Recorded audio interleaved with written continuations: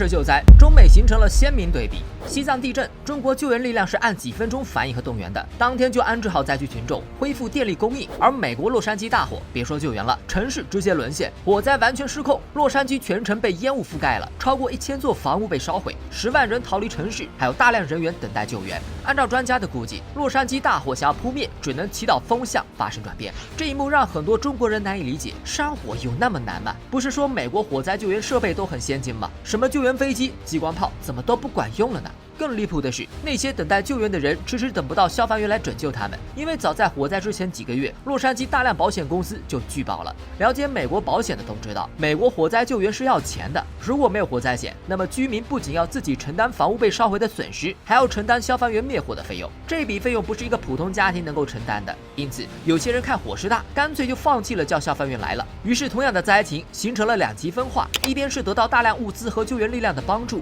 一边是被迫弃房弃车逃生。这一刻，资本主义和社会主义的差异有了具象化的场景。再说一个更扎心的事儿，我看到很多阴谋论者说，这场火是美国政府和保险公司一手促成的，这样不仅可以免费收回土地，还可以提高明年火灾保险额。从表面上看是有那么一点道理，保险公司刚刚拒保，这边就发生大规模火灾，时间上太过于巧合了。但当你深入去了解后，你就会发现，美国火灾保险公司也好不到哪里去。根据摩根大通的最初估计，这场大火的损失可能在100亿美元左右，后来这个数字又迅速上升到了500亿美元。更关键的是，洛杉矶大火还在蔓延，这意味着火灾造成的财产损失还在不断扩大。虽然有部分保险公司很早就拒保了，但还是有一些火灾保险公司是正常运营的，比如菲尔计划在加州就承保了4000多亿美元的财产保险。如果火灾得不到控制，那么菲尔就将面临大量的赔偿。特朗普就透露说，这次火灾损失可能是美国历史上最严重的火灾，严重到保险公司可能都赔不起。有些小伙伴可能会说，赔不起就倒闭呗，有的是保险干。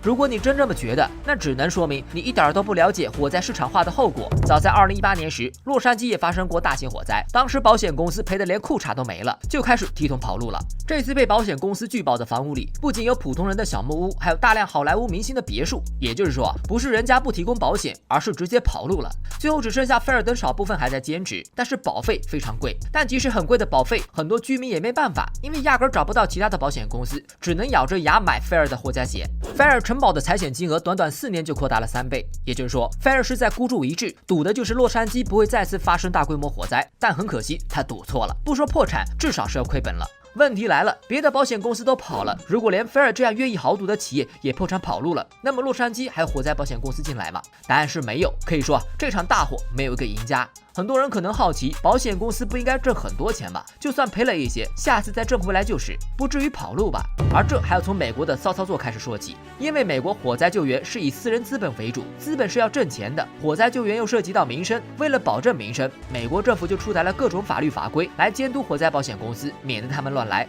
这么做本来没啥毛病，火灾保险公司也能接受，无非就是钱少挣了一点。但问题是，火灾救援还是需要基础设施的支持，比如水资源是否充足，道路是否通畅等等。而美国这些年基础设施相当差，电路老化，水资源无法储备，道路也是破破烂烂，这给火灾救援造成了很大的难题。这些都增加了火灾救援的成本，再加上各家保险公司的消防队都只管自己保险的范围，很容易就导致火灾蔓延。如果是普通房屋蔓延，那还好说，顶多是烧几家，但是洛杉矶那边山也多啊，一旦蔓延后就很难控制了，这又增加了保险公司的成本。于是啊，洛杉矶亏本的火灾保险公司越来越多，后来干脆就跑路了。哦对了，这次洛杉矶火灾，美国那边没有救猫和狗了，改成拯救美国国旗了，不得不说，真是一大讽刺啊。